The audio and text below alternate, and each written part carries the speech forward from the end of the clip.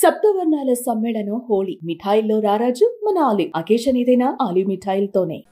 ఢిల్లీ యూనివర్సిటీలో పనిచేసే ఒక ప్రొఫెసర్, ప్రకాశం జిల్లాకు చెందిన వ్యక్తి. నాకు తెలియదు ఆయన ప్రకాశం జిల్లా వ్యక్తి. నా రోజున ఆయన వచ్చి మిమ్మల్ని కలవాలని చెప్పి ఒక నెల రోజులు నా వెంట పడితే ఆయన కలిశారు. ఆయన వచ్చి నన్ను ఒకే ఒక మాట అడిగారు.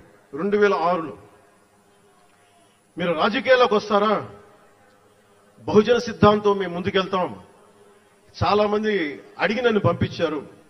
మీరు సంసిద్ధం అంటే నేను మాట్లాడతాను, నేను కదుపుతానంటే ఆ రోజున నాకు ఇంకా మెచ్యూరిటీ లేదు.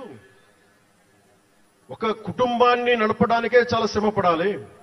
ఒక కుటుంబాన్ని ఏకతాటిపైన తీసుకురావాలంటే నేను కష్టపడాలి. ఒక సినిమా చేయాలంటే నేను ఇంత కష్టపడాలి. ఇన్ని కోట్ల మందికి సంబంధించిన జీవితాన్ని ఒక భావంతో కట్టిపడేయాలంటే నాకు ఇంకా అంత మెచ్యూరిటీ లేదు. మెచ్యూరిటీ వచ్చిన రోజున మీకు తెలియజేస్తానని చెప్పాను. ఆ వ్యక్తి అప్పటి నుంచి ఇప్పటిదాకా అరుదుగా అప్పుడప్పుడు కలుస్తూ ఉంటాను. ఈ రోజున హైదరాబాద్ సెంట్రల్ యూనివర్సిటీ ప్రొఫెసర్, మీలో కొంతమందికి తెలిసి ఉండొచ్చు, ప్రొఫెసర్ శ్రీపతి రాముడు గారికి మనస్ఫూర్తిగా నా ధన్యవాదాలు తెలియజేస్తున్నాను. వారిని వేదికపైకి రమ్మని మనస్ఫూర్తిగా కోరుకుంటా ఉన్నాను.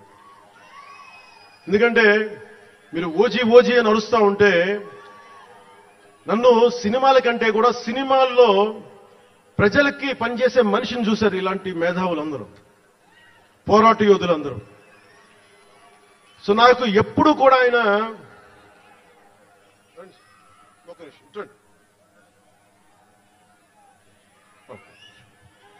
ప్రొఫెసర్ గారు మన జనసేన పార్టీ కాదు, ఆయన ప్రొఫెసరే. బహుజన సిద్ధాంతాల కోసం, అంబేద్కర్ ఆశయాల కోసం, అణగారిన వర్గాల కోసం నిలబడ్డ వ్యక్తి. ఆయన చాలా మంది విద్యార్థుల్ని పిహెచ్డీలకి సిద్ధం చేసే వ్యక్తి. మన దగ్గరున్న బేతపూడి విజయ్ కుమార్ గారు కూడా ఆయన శిష్యుడే. ఇలాంటి శిష్యులు ఎంతమంది తయారు చేసి ఆయన జనసేన ఎప్పుడు నాకు అండగా ఉంటారు. ఓడిపోయినా నిలబడ్డా ఎప్పుడైనా సరే నమ్మకం ఏంటంటే మీరు ఉండాలి, మీరు రాణించాలని నిరంతరం తప్పించే శ్రీపతి రాముడు గారికి నేను ఇవ్వగలిగేది ఒకటే, నా గుండెల నుంచి ప్రేమ ఇవ్వగలను.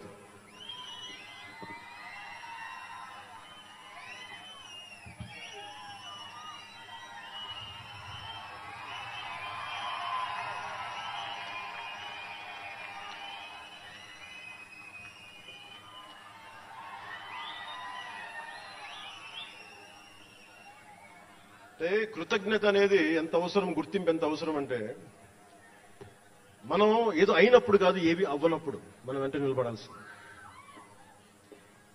నేను థ్యాంకింగ్ నోట్స్ చెప్దాం అనుకున్నా. ఎవరికి చెప్పాలి? ముందుగా